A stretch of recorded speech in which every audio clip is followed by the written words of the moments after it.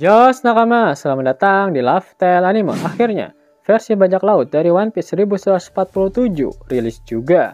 Inilah saatnya Mimin untuk mereview sekaligus menganalisis manga One Piece chapter 1147. Permainan Kesatria Suci resmi dimulai, namun mereka tidak sadar sudah membangunkan sang legenda yang telah tertidur selama 25 tahun. Penasaran kan? Eits, jangan lupa tinggalkan jejak jempol kaki kalian dengan like video ini ya. Lalu tuliskan di kolom komentar dari kota manakah kalian menonton video ini. Kali aja ketemu jodohnya kan di sini. Ho.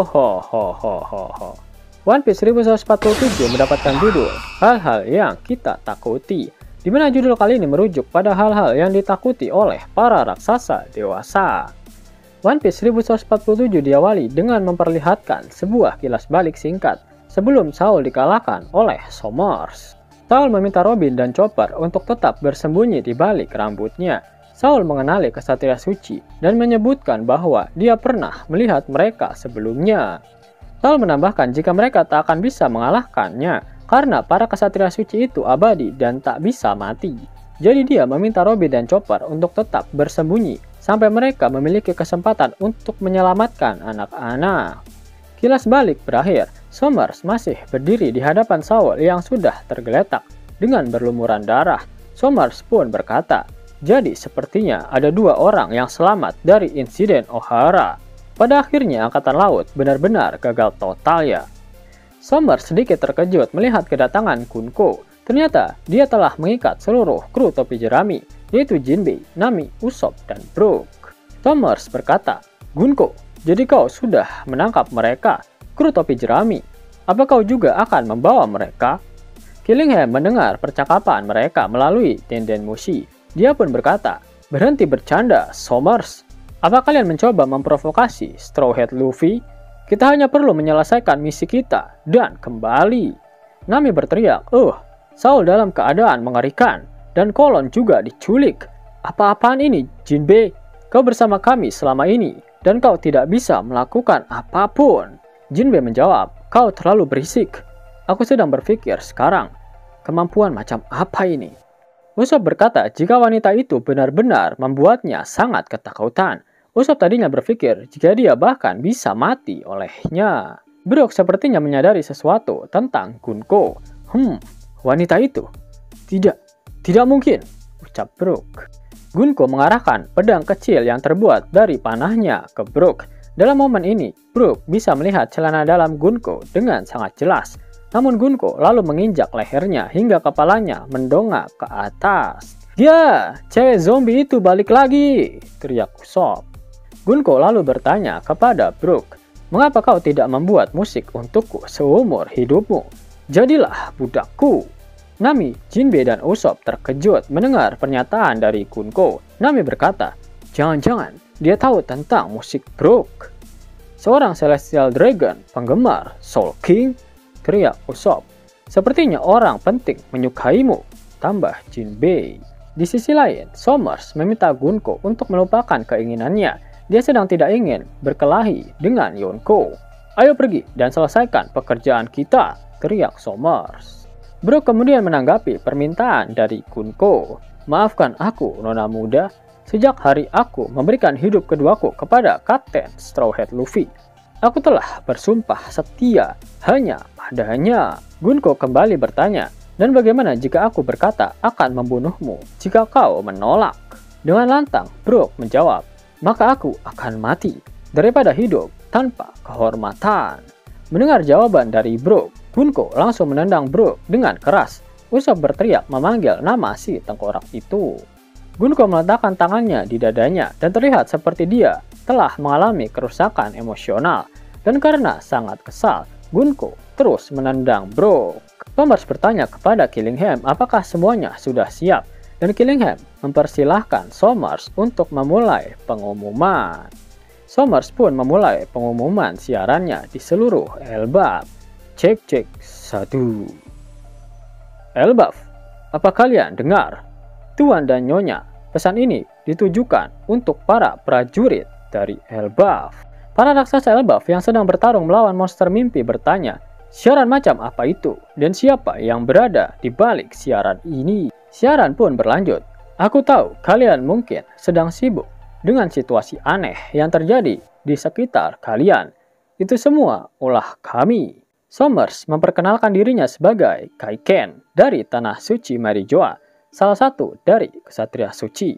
Kaiken sendiri adalah belati yang biasanya dibawa oleh samurai wanita. Scene kemudian berpindah ke bagian selatan alam matahari, desa pengrajin. Para raksasa di sana sedang bertarung melawan monster burung. Marijoa, jadi dia dari pemerintah dunia. Apa tujuannya? Ucap para raksasa di sana.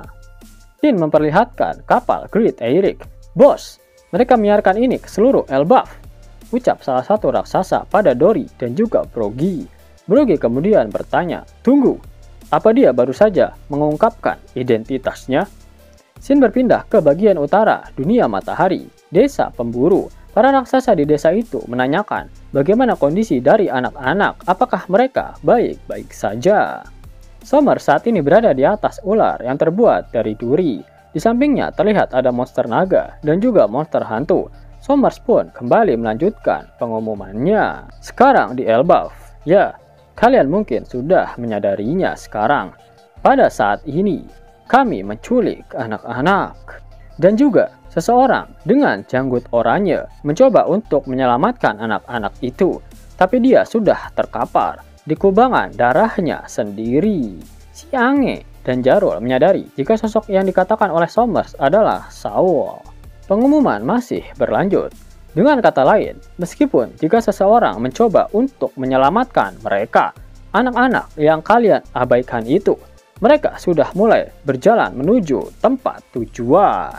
Tidak ada fitur video di komunikasi Elbaf, jadi Killingham bertanya kepada Ange, apakah dia bisa menyebutkan nama semua 10 anak yang diculik untuk menyampaikan validitas ancaman mereka.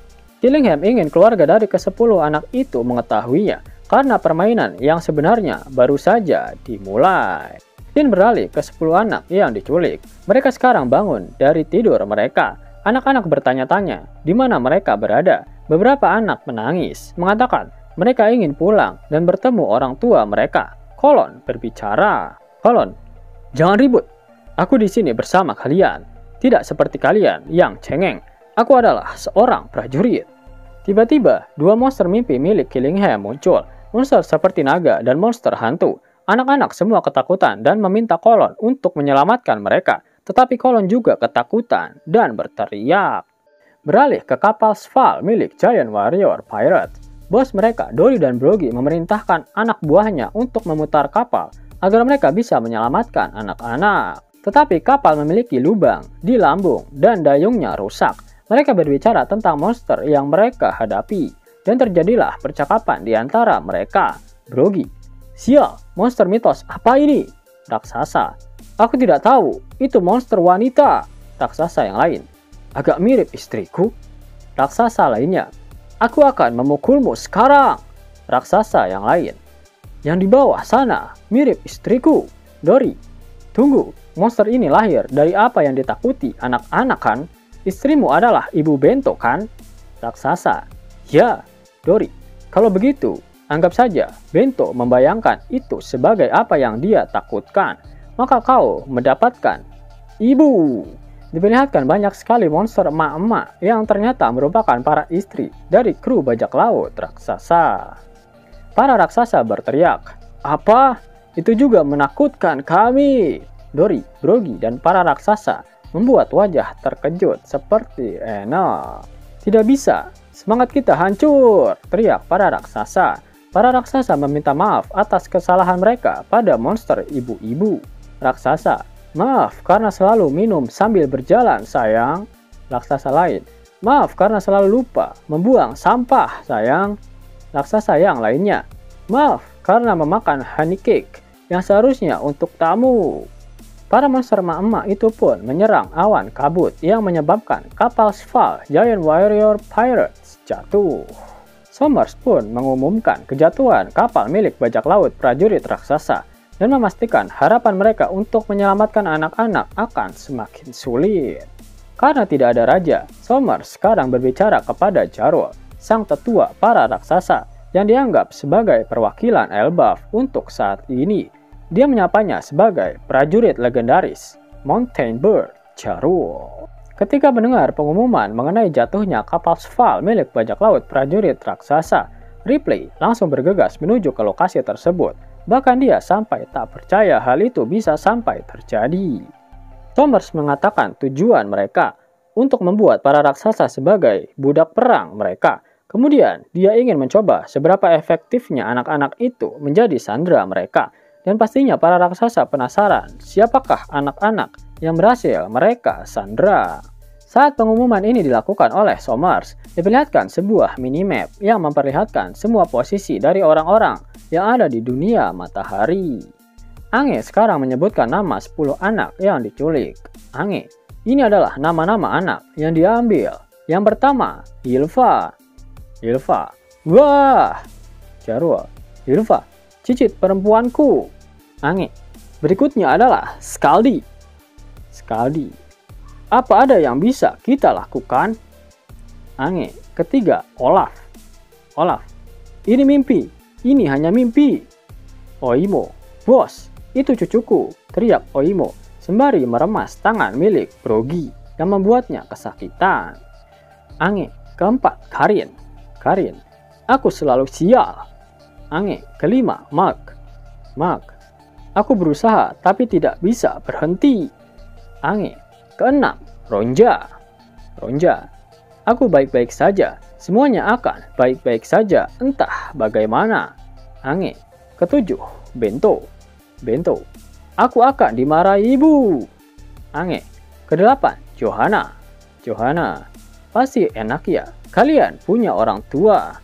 Ange, kesembilan, John. John, bisakah mereka menyelamatkan aku saja? Johanna, kamu yang terburuk, John. Apa yang kau lakukan? Maaf, ucap John.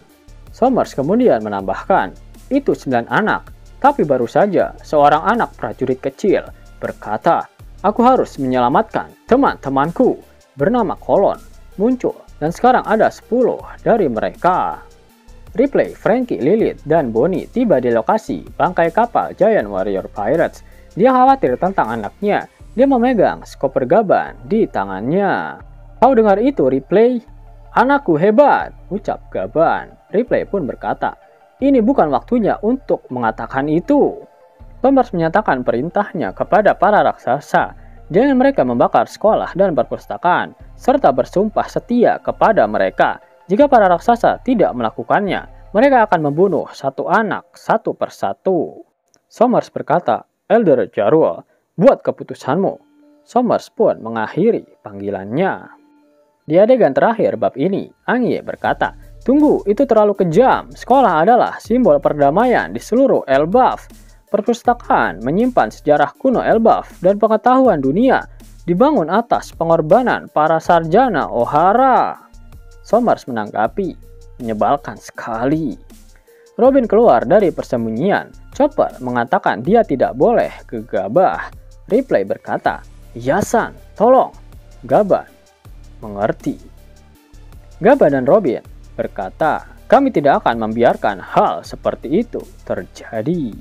Akhirnya pentolan Elbaf bergerak juga. Skoper Gaban, sang legenda, sekaligus tangan kiri dari sang Raja Bajak Laut Roger, sudah siap untuk mengamuk.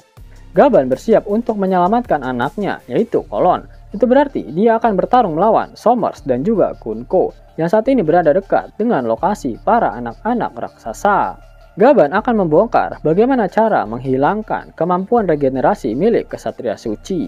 Gaban sudah pernah bertarung melawan Kesatria Suci di insiden God Valley, dan kemungkinan besar Somers juga berada di God Valley. Jika kita melihat penampilannya yang merupakan seorang pria paruh baya, Haki pasti menjadi kunci utama untuk mengalahkan Kesatria Suci, karena di Pulau Egghead sudah sedikit diperlihatkan bagaimana ledakan Haki milik Joy Boy bisa membatalkan teleportasi milik para Gorosei dan mengembalikan paksa mereka ke Merijoa. Sehingga pertarungan yang paling mungkin terjadi adalah Skoper Gaban melawan Somers dan Nico Robin melawan Kunko. Satu hal lagi yang menarik untuk dibahas yaitu ketakutan Killingham terhadap Yonko, Luffy, si topi jerami. Jika mereka benar-benar tak bisa mati, seharusnya para Kesatria Suci itu tak perlu setakut itu. Yap, kekuatan yang dimiliki oleh Luffy itulah yang ditakutkan oleh Killingham. Killingham adalah pengguna kekuatan yang berbasis pada imajinasi. Namun kekuatannya hanya bisa digunakan pada orang lain dan tak bisa dilakukan untuk dirinya sendiri. Berbeda dengan kekuatan Nika, dia bisa membuat imajinasi menjadi kenyataan dari pikirannya sendiri. Dan hal itu jauh lebih berbahaya dari kekuatan milik Killingham. Itulah yang menjadi ketakutan terbesar dari Killingham. Apabila kekuatan terbesar dari Nika benar-benar bangkit, maka hal itu akan sangat menyulitkan untuk dilawan oleh pemerintah dunia. Mimin mau kasih tahu nakama kalau ada cara baru buat dapet cuan tiap 2 menit sekali. Cuman mainin game favorit kalian di handphone. Sini-sini bocil ML sama bocil FF merapat. Cuan yang kalian kumpulin bisa langsung dicairin ke Dana, OVO, atau GoPay kalian loh. Penasaran kan sama aplikasinya? Tonton. Yap, kalian bisa dapetin cuan setiap 2 menit dengan aplikasi X-World. Abangku, aplikasi X-World lagi bagi-bagi THR nih. Redeem dengan menggunakan gift code ini dan dapatkan total 30 USD. Buruan download aplikasi X-World. Link dan gift code ada di kolom deskripsi ya abangku. Mau dapat uang hingga 50.000 gratis dan bisa langsung ditarik? Buka tabungan di aplikasi Neobank sekarang juga. Karena di aplikasi ini kalian bisa dapatkan banyak uang tunai gratis. Serta banyak sekali diskon-diskon menarik yang bisa kalian dapatkan. Gaskan! Link ada di kolom deskripsi ya nakama. Dan namun sebelum Mimin masuk ke dalam pembahasannya, Lasker Anime yang berkolaborasi dengan Misfit Society kembali mengeluarkan kaos terbaru nih, yaitu desain Zoro dalam mode Asura loh. Keren banget pokoknya. Gak percaya? Silahkan dicek through videonya.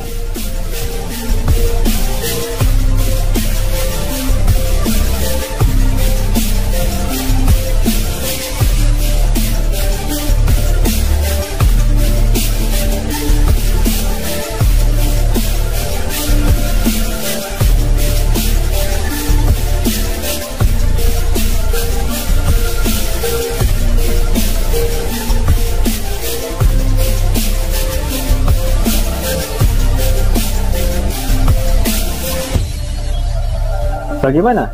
Keren kan? Bagi kalian nakama Opler, terutama para fan gaynya Babang Marimo, kudu wajib harus punya baju ini. Gaskan! Link pemesanan ada di kolom deskripsi.